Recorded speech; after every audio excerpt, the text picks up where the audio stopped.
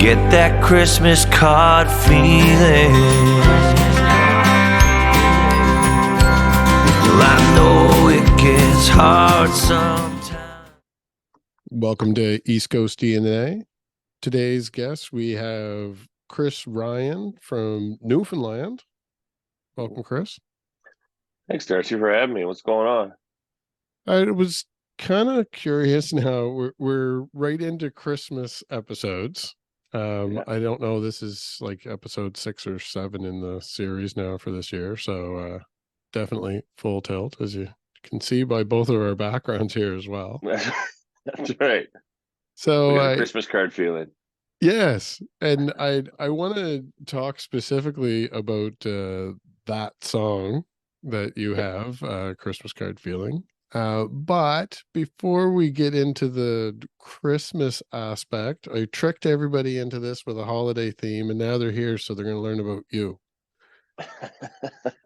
So, yeah, go ahead. you've been doing this for a while. Like you've been a musician.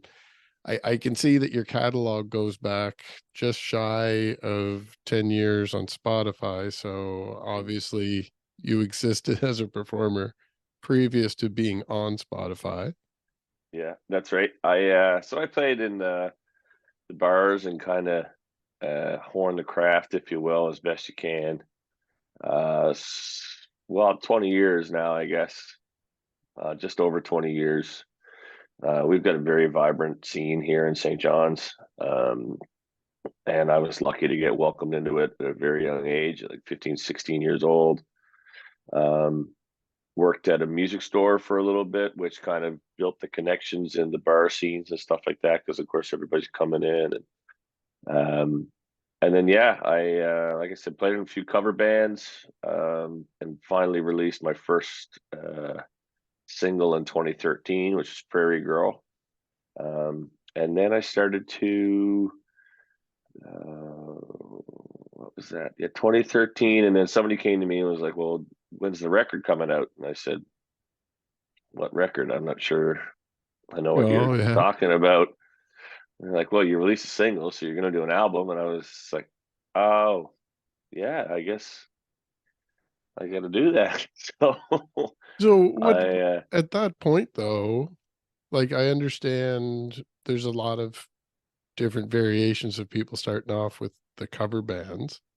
So was that country themed at the time? Like, were you leaning in a specific genre, or was it your classic, no, what the crowd wants, kind of crowd yeah, it pleasers? was everything. It was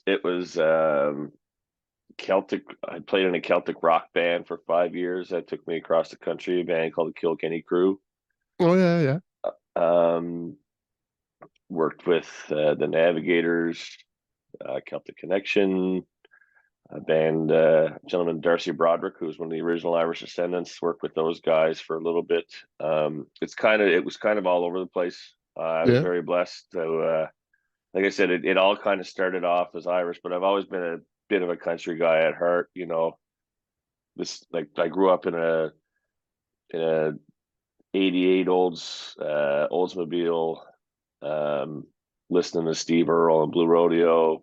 Yeah, Springsteen, that's not country, but still. yeah. But I've No, always been gravitated to it, and moving forward, I wouldn't call what's going to happen next country, but I mean, Americana. Country music is kind of the broadest term and the broadest genre of music, I think, right now, yeah, in terms of acceptance and what's happening and what's being released and tagged as country music, if you will. yeah, But yeah, I mean, I love what I love about country music is just the honesty. yeah. You know, it's just, if you don't matter if you're a rap lover, if you're a classical lover, if you listen to a certain country song, there's a guarantee if you find that song that you can relate to it. Well, a lot of them, and I mean that's thematic probably with all these episodes, is when you start getting into talking about your singles, it's the story behind it or the narrative of the lyrics. Yeah, And yeah. a lot of country songs are built like, I mean, even the stereotypical country song that everyone likes to tease about, it's still a story. Like they're like, oh, it has to have this, this, and this, but it's still a story. Yeah, and there's still So something there. I mean, it doesn't matter if it's Wagon Wheel or Peaceful Easy Feeling or we were listening to one last night, myself and my girlfriend Amber. We were listening to one by Cody Johnson. If you get a chance, I think it's called "Take It," and it's like, you know, every lyric, every line, somebody can relate to. Whether yeah, you've lost somebody, whether it was a grandparent, a parent, an opportunity, whatever the case may be, it's like I listened to that song. And that's what I thought about last night when I was listening to it, just because I was listening to it at that moment. hmm And it's funny because I've heard that song a million times, but for whatever reason, we were cooking dinner, it came on, and I just that was it. I was like, oh yeah, I know somebody who can relate to this. I know somebody who yeah. can relate to this. Uh, So it's funny how music hits people different ways, and that's kind of what I love about it. So it's even more fun to see how people can relate and connect with the music that you create, which is quite wild. I'm still kind of getting used to that. yeah, I actually had the experience recently, and like won't get into too much details of it, but a song that I have heard, same idea. I've heard it many, many times, Yeah. and the specific person that was performing, I heard them perform it multiple times, but something with life circumstances must have changed for me in the last year or two. And when I heard them perform it the other night, I actually had like an emotional reaction to it that I normally, like, I never ever did before. It was a good song, but just something lyrically hit me that time, different Yeah, yeah. perspective over time. So, Well, I mean, and that's kind of the crazy thing. It's like, so in all honesty, Prairie Girl is not a song that I wrote. It's actually a cover. A gentleman in Ontario wrote it by the name of Ron Hawkins, okay. and he was part of a band called Lowest of the Low back in the early Yeah. Yeah. '90s.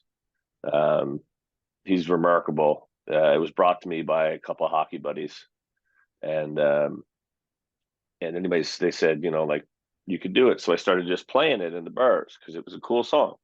Yeah. I thought it was, Hmm. and then again, somebody said you should record that, and I contacted Ron Hawkins and I said, is it okay? But it's funny now. My girlfriend's from Edmonton, so it's yeah, it's just funny because now a lot of people who have never heard Prairie Girl but know Amber Hmm. think that Prairie Girl was written by me about Amber because they've Oh, never heard it before. yeah. Yeah. Yeah. No, I can see that. That's funny. Like a self-fulfilling prophecy. If you did the timeline in reverse, maybe it would work. Yeah, exactly, 150%. But it's and I don't know, man. Music to me is it's not just a living. It's just it's an art form, obviously, but it's wild to what's the best way to describe it? It's wild to just look at the way that music can touch different people in different ways. Hmm. And I think that's one of the coolest things about creating music is because some people can come to you about a song that you wrote and they'll say, I was in that exact same position, 10 years ago. Yeah. You'll be okay. Yeah. And I'm like, oh, it was just a song. That was just an idea just a song that came from an idea. But yeah, okay, I can see that. That's me. Maybe. Well, and now that's kind of curious too. And you're kind of, if we were just sitting having a beer conversation or over a coffee or something, chatting, I would feel like some of my questions I already have answered from just this Yeah, little yeah. bit already, but just to catch up other people with what's going on in my head.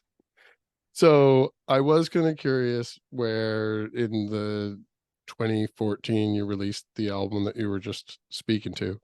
Hmm. And then afterwards it was like a succession of singles. Yeah. So I I'm kind of thinking, so obviously correct me if I'm wrong, that the album idea, where it wasn't originally like a long-term plan, like, oh, I'm going to be an artist that has a back catalog of albums. Right. Like that wasn't the trajectory that you set out for yourself. It just kind of organically happened and opportunities. You have the right connections and influence of other people. But did you consciously after that get away from going back to doing the follow-up album? Um, so I did intend to do the follow-up album, and I still do. Uh, but it was it was circumstantial. So I had intended to do a follow-up record. I got sidetracked. Um, I got sidetracked by working with other artists Okay. in the best way possible. Yep. I got to be the guitar player for great artists: Kelly Prescott, Quentin Reddy, Sierra Noble, Carolina East, Justin Fancy. Um, that was great. But the more and more that I did that, the less and less that I was doing my own. Hmm. Um, and then I did Last Forever. I did that as a single. And Is that then, the one that you did with Chris Kirby? yeah, most of them, actually, everything that I've released since the record, aside from one song that I did, Less of a Stranger, which was placed in the TV show Heartland. Okay. Um, everything but that, everything but Less of a Stranger, I've done with Chris, because he's an amazing friend, he's an amazing producer, great writer, and great player. Um, and like I said, he's just a buddy. We work well together. I find we work well together anyway. Um, but the intent is still to do the record. But in 2018, I was part of the Sirius XM Top of the Country competition. Yeah. So they named the top 9 up and coming country artists, which is, an honor in itself. But then we were like, yeah, okay, we got to keep on this. We got to keep momentum going. And momentum was going great. Like it was fun, but COVID hit, and I'm Hmm. not going to say COVID was. I'm not going to do the cliche thing. It seems like a cliche at this point now, talking about how Yeah. terrible COVID was to everybody. But um, yeah, it was fun. It's been a wild ride, and I'm looking forward to 2024 to get back in and kind of bring things back to going back in and doing an album, and then getting back on the road and seeing some familiar faces and hopefully new ones. Who knows? And so leading up to that and kind of the small tiny gap that's in between there is Yeah. the Christmas single that we referenced at the very beginning of the conversation. Yeah. So when you recorded Christmas Card Feeling, Mhm. was that just supposed to be a standalone Christmas single? I have noticed that that is something that artists do, and once they get traction after a couple of years, then they decide if they're going to do an album or a tour off of it. That does seem to be almost cliche, but it just seems more like that's a revenue option for artists out there. Like, was this just a one-off in the first place? At the time, it was, yeah. Mhm, Um, the thing about Christmas songs is that, they, as an artist, I feel that writing a Christmas song that is original can be either, you just do it for the money, or you do it you do it to hope to get the money, if you could get the money, if you will. I mhm, mean, let's call a spade a spade. We're doing this for a living, but at the same time, it's about, kind of getting a personal message out. mhm, And I think that that's the cool thing. There's a lot of Christmas music out there, and we hear Silver Bells, and we hear Silent Night, and we hear all the classics every year. But when you can hear new Christmas music, it's kind of special, different thing. So I know we did a song with a band from here called Quote the Raven, a group, um, Kirsten and Jordan.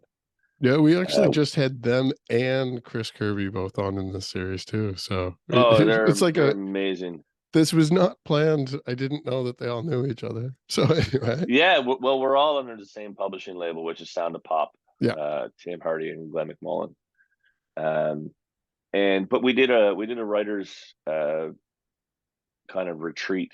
It was myself, Andrew Rogers from Fairgale, uh, Kirsten and Jordan, and Mallory Johnson, and we just wrote a bunch of tunes, yeah, and one of them just happened to be a song called "Lonely Christmas Eve," and they released that as a single. I just said "am" a million times, and I hate it when people do that in interviews. So I'm sorry, but yeah, they released it as a single. It was completely fantastic. But Christmas Card Feeling just kind of took a complete life of its own, to the point where we're having this conversation after it's got its second placement. So yeah. So the placements, find that fascinating myself, and I'm sure a lot of our audience does. And some people maybe don't understand it all, but I've been talking about it a lot over the last few months too. So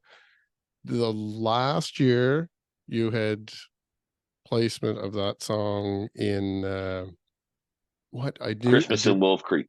yeah. So that one I have seen like listed on the television. Yeah, yeah, Now this year I noticed that the movie it was in is kind of like a series of movies because there was one that they had out in October that must yeah, establish the characters, and then they have a Christmas movie that was just released like in the last week or so. yeah. A week or 2 weeks. Yeah, that's right. So that one's called Country Hearts Christmas. Um, it's this one was a little bit different because it's not actually me singing it. Okay. So myself and Chris wrote the song together. Chris Kirby again, Not already Chris mentioned. Jericho. No, not Chris Jericho, though he does star in it, Mhm. and it's basically based on like a country group that are in Tennessee, trying to find their way, sort of thing. Um, but it was kind of cool because, and I said this in an interview a couple of weeks ago, um, but it's true. It's like when you release a song and somebody relates to it, as we've already spoken about, that's special. Mhm. But there's something cool about writing a song and somebody else likes it enough that they want to record it. Yeah, So the band is they're a band called the Smith Jamesons, and they're actually acting in the film, cool. but they're also releasing the song as their Christmas single. Oh, wow. Yeah, that's Yeah, really cool. so that'll be out there on their on your Christmas podcast or your Christmas Spotify playlist, Apple playlist, whatever the case may be. So that was when I realized that, it was kind of like a kind of like taken back moment where I said, you know, it's one thing to have the song appreciated. It's another thing to have somebody like the song enough that they want to Yeah, release it. Not absolutely. only record it, but release it. So that was kind of, like I said, a take it back moment. So will that now, I imagine that a lot of those developments, even though they're in place and people can go out and watch it, that's fairly recent developments. So have you had time to process that enough to figure out, like, do you want to do, you've done co-writes. Are you maybe considering in the future you might want to write for people, like rather than a Uh, co-write, like have some songs that are offered out to some people out there? yeah, I think every song that you write is kind of out there. You know what I mean? Like if it's something that you write and somebody feels like they want to record it and they hear it, it's similar scenario to what happened with Prairie Girl, Yeah. right? Ron wrote it. and he released it on his own record. It was a solo record, and I heard it and I released it. He was fine with it. I mean, you look at some of the writers out there, like look at Chris Stapleton. Yeah. Chris Stapleton was a writer long before, and still is a writer, obviously, but he was before he was Chris Stapleton.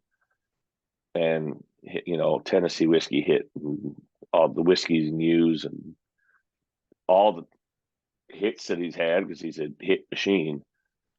He wrote for Luke Bryan, he wrote for Tim McGraw, he wrote for all those guys, and had a bunch of number ones before he actually had his own.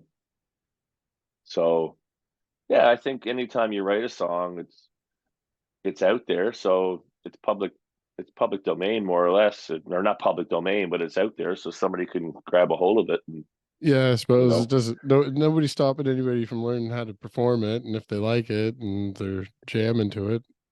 And you know what? They can make it their own too. I think that's the cool thing about writing a song. And the first time I heard somebody play one of my songs, I was kind of like, "Oh, I never thought to do that." Or like they might throw in a two minor, or where it would have been a four, or well, that's stupid technical terms, but yeah, you hear, like, when you hear them do their own version of it, they make it their own, Yeah.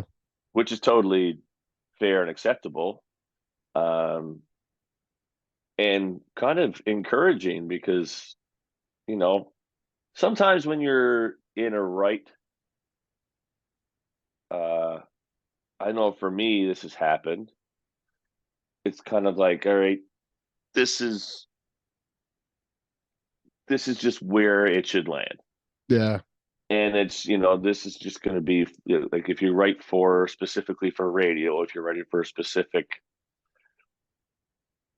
you know it's for a specific purpose, or for Yeah. specific genre.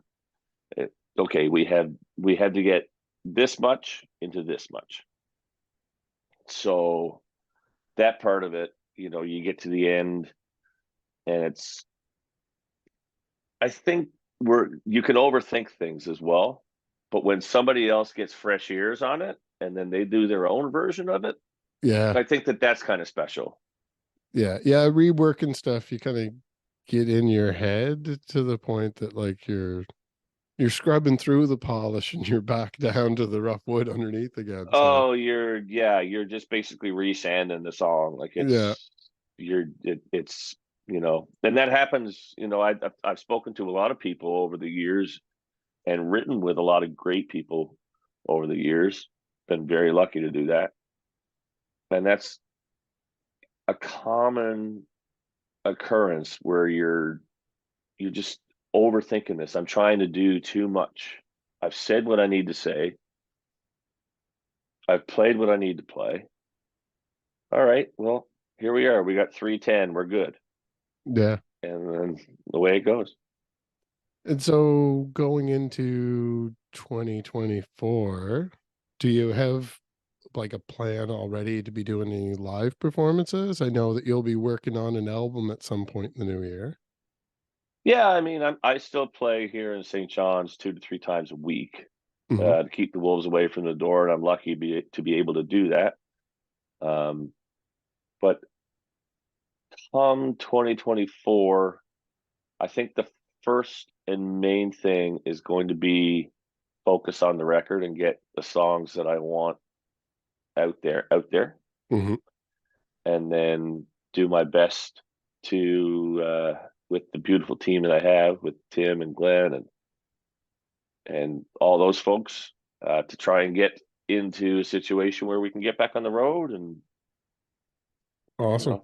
share whatever we can with, whomever we can. And I've been doing a lot of things over the past few years with the Maritimes, so I'd like to, get back into the States and get back across Canada and see some people that we haven't seen since pre the C word. Yes, That's COVID. I hear you. So in the new year, when you start solidifying some dates and whatnot, so you have some more things to shout out to people out there. feel free to drop us a line and let me know what information you want us to share, or if you want to come back and give an update episode, you're more than welcome to come back and have you sometime in the new year. I appreciate that, and if I'm ever coming through Pictou County, we'll have that beer and the chat that we talked about earlier. Yes, exactly. Perfect. And I want to say thank you very much, because what you're doing for Atlantic Canadian music and the arts community it's really great, and we appreciate all the support that we can get, because we're a beautiful little community, but all the support helps. Yeah, I humbly say thank you. I did notice in the last few months, I always react to that with, like, I'm not the only one out there, and I can name half a dozen other people, but I have noticed that it's been starting to decrease some of the coverage out there lately. So I'm rethinking how I'm going to do this in the new year myself, because it's a one-man show at this point. But I do appreciate that the people I've been working with appreciate what I'm doing, and I appreciate what all you are doing. So definitely going to keep this around for a while, and we'll have to wait and see what the new year brings. But we'll definitely keep bringing everyone updates on what's going on out there. Well, let's do it together. Thank you very much, Darcy. I appreciate it. Thanks to all the Thanks viewers again. and listeners. You guys have a great Christmas. All right, and talk to you soon.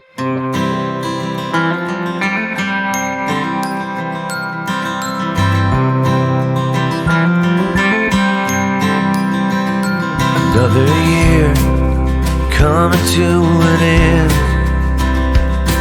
I'm thinking about my family and my friends. You out there so far away. Well, there's something that I want to say. Sending you my love with the season's greeting. Sending you my hope just in case you need it.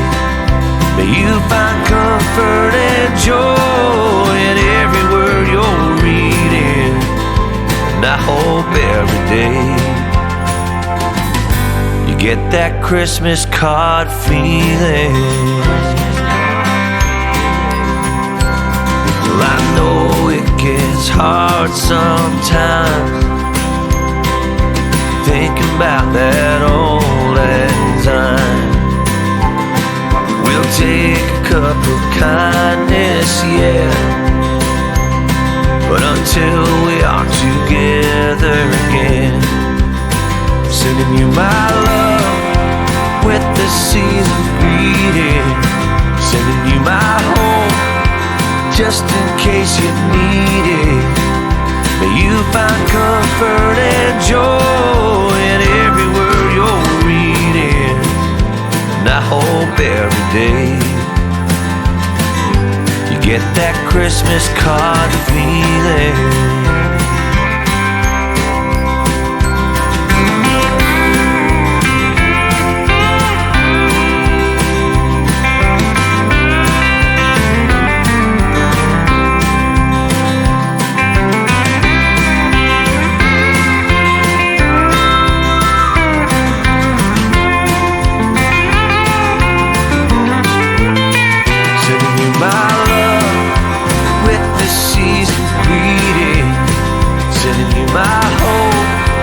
Just in case you need it.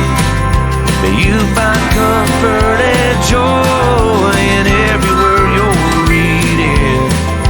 And I hope every day you get that Christmas card feeling.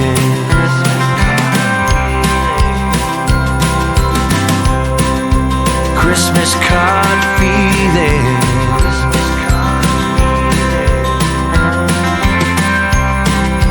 Christmas card feeling.